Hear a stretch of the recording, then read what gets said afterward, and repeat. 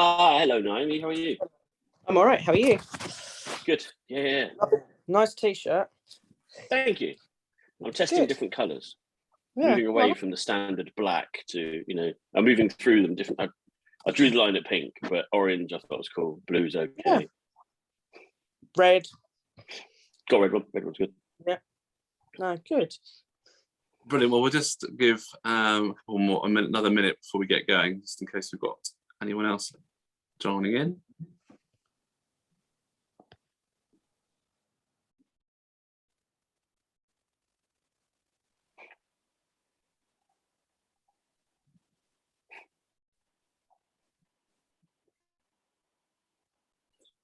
Well, we'll get cracking, and then we can move forward. And obviously, as people join, we can always recap slightly. So firstly, thank you for everyone who's come to join us this evening. Today, we are joined by Richard Crawford-Small. Richard is the owner of an organisation called Aesthetic Entrepreneurs. So at Densura, one of our main things is always making sure that we partner with people that can add value to your dental practice. As part of what Richard's doing, and I won't steal any of his thunder, but he's worked for many years in the aesthetic space. And today we're looking at how to grow an aesthetics business space in the dental world. Anyway, before we get cracking, as we go through, any questions? So we've been provided with a few questions via the web up until today, so I can go through those. But any other questions, please do just drop them into the chat service. And without dangerously sounding like some sort of influencer, anyone that hasn't joined our Entrepreneurs Facebook forum, please do go over and join there as well. Where we've got a load of good content on there, and for further future events, things like this that we are going to be doing, it's the best place to find out about it. So please do give us a like and a share, I think is the correct terminology. So we're going to kick off with Richard just giving us a bit of an intro on aesthetic entrepreneurs and what they're all about. So I will shut up and pass over to you, Richard, and then I'm ready and waiting with some really good questions. Awesome. So hi everybody. Thanks, Tom, for the invitation. So as Tom said, my name is Richard Crawford-Small. I'm the founder of Aesthetic Entrepreneurs. What essentially AE does, as AE for short, is we grow and develop aesthetic businesses by working with the entrepreneur behind them. We're very, very much about working human to human and giving you the tools, the tact and skills to be able to help grow your business in the way that you want to grow it. I've been involved in the UK and European aesthetic market for the best part 18 years. So my career started off selling dermal fillers, funny enough. One of the very first hyaluronic acid fillers, a product called Hydrofill, and company I was working for was bought by Allergan. So immediately I started working with the Allergan team. We dropped Botox into the portfolio. I was part of the team that helped to create the marketing strategy for Juvederm Ultra, and implemented that in London. It was the first territory that we really went for it, and we turned Juvederm from basically a zero brands to the global market leader in 18 months. I've worked with pretty much every size of business, from a small independent pre-startup single practitioner right the way through to some of the largest multi-site chains in the business. I've worked with pretty much every product from skincare right the way through to capital equipment. And I've been involved with deal sizes, everything from one box of filler through to £3.5 million worth of implants. So my background in the market is quite unique in its longevity, but also essentially what I've done over that time is really help people communicate with their clients better. Essentially, what we do. And Aesthetic Entrepreneurs was born in 2018 as a direct response to I think a feeling and a change in the market that people wanted to be looking at things entrepreneurially. When we look at dentistry, we talk about portfolio careers and people not just practicing in one particular thing, but having multiple different opportunities. building not only a dentistry career, but skincare, aesthetics, but some even having property portfolios and that kind of stuff. So as the business, as AE grows, we're getting more involved in lots of different elements of business. So not just around the kind of stable, aesthetic side of things, but wealth management. Hence, getting involved and working with Densura, looking at marketing campaigns, and really just any aspect that helps someone grow and develop their business. There you go, potted history. Awesome, thank you. So, just thinking about the dental space, what would be your advice for a dentist who is thinking about taking up aesthetics practice, maybe has qualified and dabbled a little bit, but actually now looking to grow a business and build a business? I think so. The advice I give a dentist is probably the same advice to anyone: is you need to really understand your target market, who you're doing it, and who you're doing it for, and why you're doing it. It's probably in a sense where I see kind of mistakes made at that very early stage is a drive straight down the sort of the clinical qualification point. So go on a course, get the certificate, and then buy the product, and then sort of try and roll it out into a market without having really given an awful lot of thought about who it is you're trying to target, what their problems are, and how you can help them solve their problems. Because as one of the things that I suppose has happened in this post-pandemic eras we're coming into is there's a bit of a change in attitude. And I heard a saying a little while ago about the biggest accelerant to the experience economy in history was COVID. And by that experience economy, essentially it means that, what it is that you're doing as a whole. So dentists are quite uniquely positioned in that, have a lot of clinical skill, generally already generating good revenue, but also have the ability to communicate in a slightly different way to doctors and nurses. They're often more comfortable with dealing with with money, often aware of marketing and sales, because that's generally what happens in their own businesses day to day. So it's trusting those skills and enabling you to actually sell and position your service in a better way is the sort of advice I give. Is don't just think straight around the clinical route, but think about how you're going to position this to your clients. What challenges have they got? How do you solve their problems? And is there anything that you can add it to it already exists in your practice to help drive it, rather than just creating an aesthetics part of the business? Yeah, I totally get that. So it's sort of thinking about. I mean, this is one of the questions that we had. Why am I not seeing growth in the aesthetic space? I guess that you've kind of answered that question, but is it the communication that's the biggest issue? Is it the way that you're marketing? What's your view on that question? Yeah, you have to break it down a bit, because it's always a bit of a broad question when you sort of say, why am I not seeing growth? And I think the obvious answer to that is something in your client journey isn't working properly. Something's broken in it. And the first thing you do is find out, well, where is it? What part of it is? And I break the client journey down into four stages. So acquisition, activation, consultation, and retention. So acquisition, how do I get a client? So your outbound marketing, the social media, all of the kind of traditional sort of outbound marketing aspects of it. So blogging, content, even ads and that kind of aspect of it. Is that working?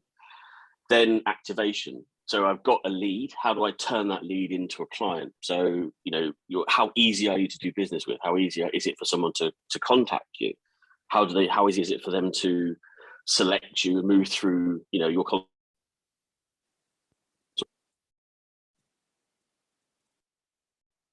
optimum? And that type of consultation, essentially it's delivering the treatment. So what sorts of are you collecting good information about clients' experiences? Are you kind of ticking all the boxes on that aspect of it? And then the fourth part, and this is the bit that everyone seems to forget, is retention. You have to have a process of following up with a particular client to bring them back in. And when I say I'm not getting much growth, generally the bit that's not working is the retention piece at the end, because you put all this energy and effort into acquiring a client, making them feel comfortable, bringing them into your business, doing a great treatment, but then not following up. and that's the bit often that seems to get left behind. I think that's pretty common across all business. Let's be fair. It's, yeah. That full stage is so Yeah. important. So, Yeah. I guess I'm just reading through some of the questions. I want to sort of string them together.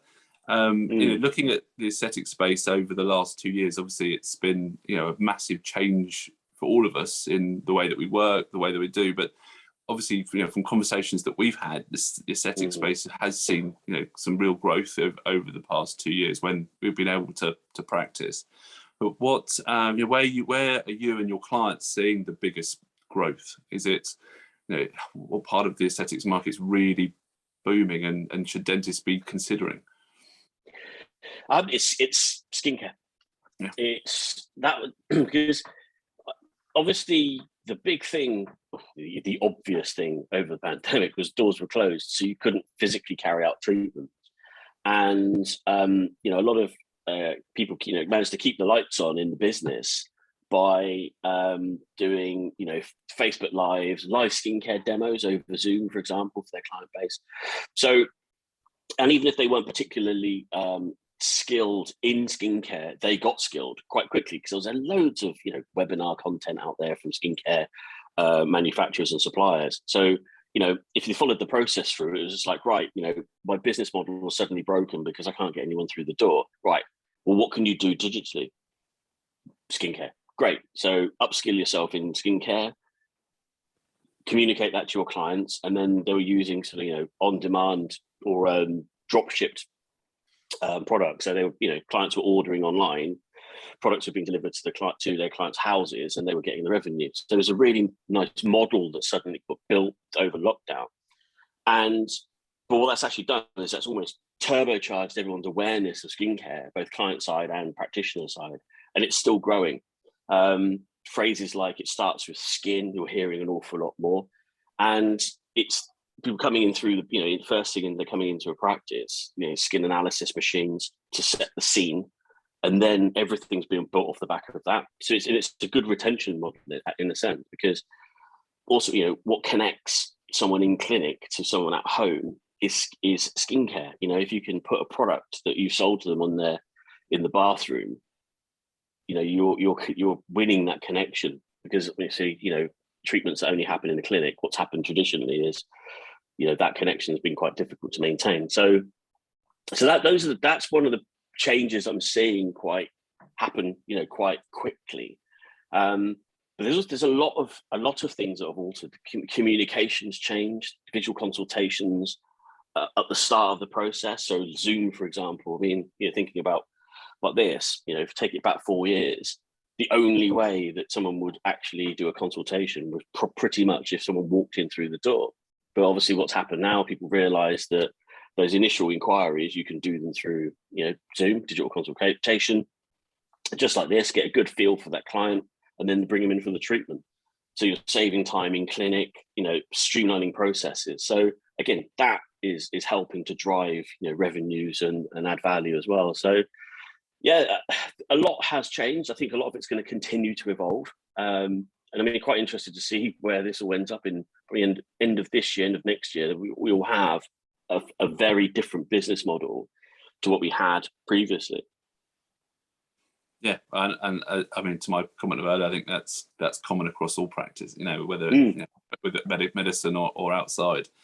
So thinking a bit more about AE and what you offer your clients. I'm a Densura dentist. I'm thinking about getting into aesthetics, and we've put this to them as a potential way of working with you and helping to grow that business. What is it that AE really provides to those dentists, and what's sort of the key points that you'd like to get across to the guys so that they can get in touch?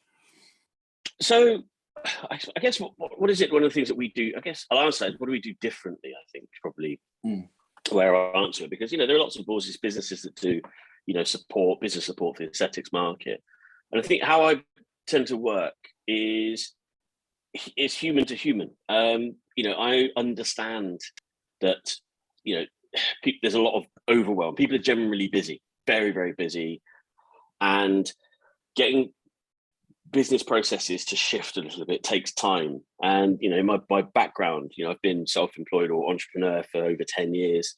I've succeeded and I've failed badly. So I kind of know what it's like to kind of be right at the bottom, starting from scratch again. I know that what it feels like, that sense of dread, the fear, and I've not forgotten that.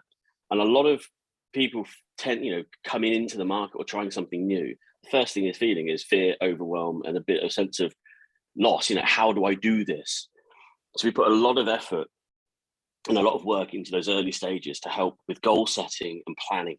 And some will say, well, maybe it's a disproportionate amount. It's not, because that first bit around goal setting has to be done. We need to understand where people are going, and then it's creating a business plan. We've got a scorecard, and I'll give everybody a link to the scorecard. And in that, it asks 15 simple questions. And one of those questions is, do you have a business plan that I can see right now? And we've had nearly 700 responses to that, and everyone has said no.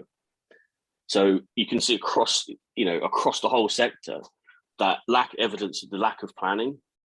But also, when I asked the question about if people would have a considered client journey, the answer is no as well.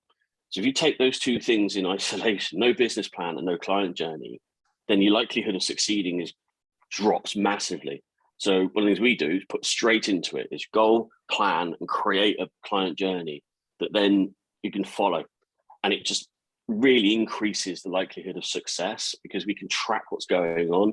And also it helps you as, you know, entrepreneurs, dentists, whatever, to stay on top of what's happening and plan. And that, I think, is where we differ a lot from other businesses. Well, I differ from a lot of other people as well. Yeah, I think one of the things that I've seen, having worked with you for a little while, is that also that communication with your peers.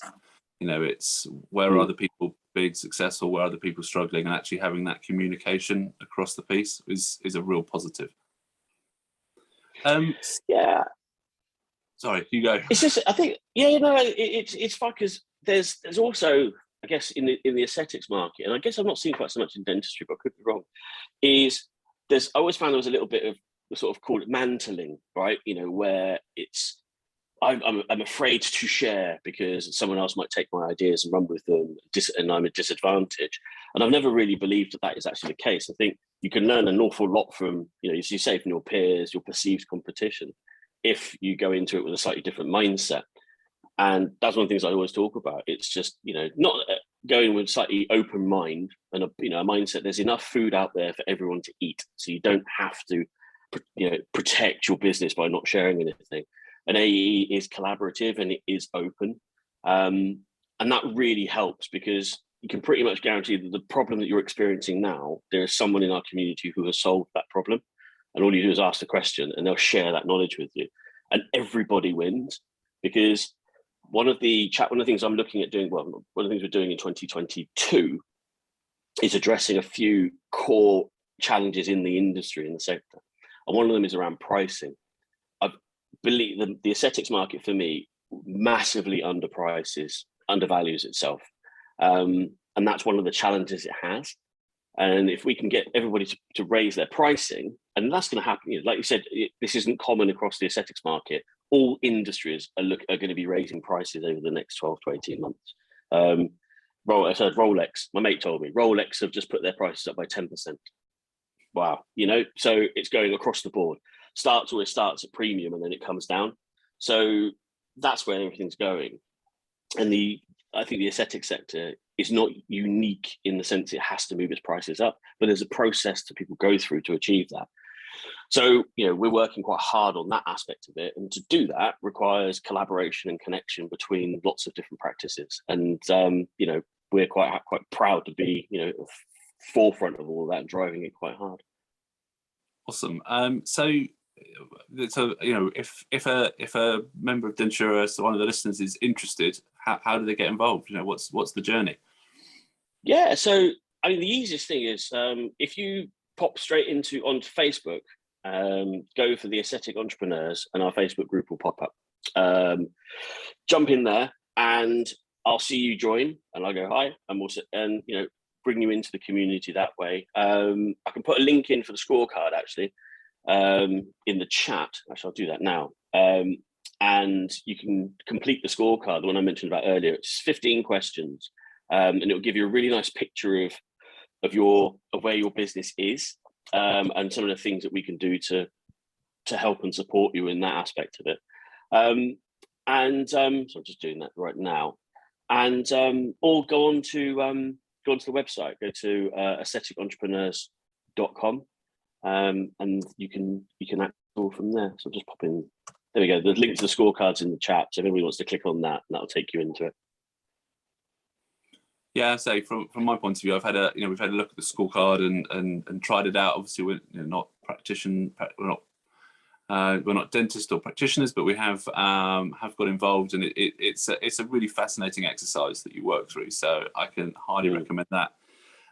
So that's kind of the end of our questions actually that we've had for you. And firstly, and thank you for your introduction and information on I hope it's been of use to our listeners. Anything else you want to add before we go? Yeah, I guess I think the simple thing, it depends on where you are and what you want to do. So I guess from a dentist who's looking at the aesthetics market as an opportunity to go into, think, right, is this actually something that can add value to my business, and can I use this in my existing skill set? The answer to that is yes. And I think a lot of people know that already. The challenge is to commercializing that aspect of it. And that is where I would say, I forgot to mention about my book, Changing Faces. You can read that. You can get a copy of that. You ping me a message and I'll send you a digital copy of it. Actually, I think if you complete the scorecard, you get a digital copy of that. But I would say, just like all things, right? This is a business. So have a think about how you're going to commercialize this. How are you going to make money out of it? It's okay to do that. It's a lucrative market. The aesthetics market has grown 15% a year, compound annual growth rate, 15% a year, every year without fail, as long as I've been in it, through, credit crunches, pandemics, global headwinds. It grows consistently. So there's always demand. I hear people say, oh, it's saturated. It's not saturated. What the problem is the communication to clients. Everybody seems to communicate the same way. They talk about price, they talk about product, and they talk about service. And the key to winning is to talk about the experience and the transformation. Talk about how you can help people solve their problems. Same way, that Densura differentiates itself. We don't talk about, price, you don't talk about service, talk about how, you can add value. Doing things like this, for example, to help people add more value to their business and grow it.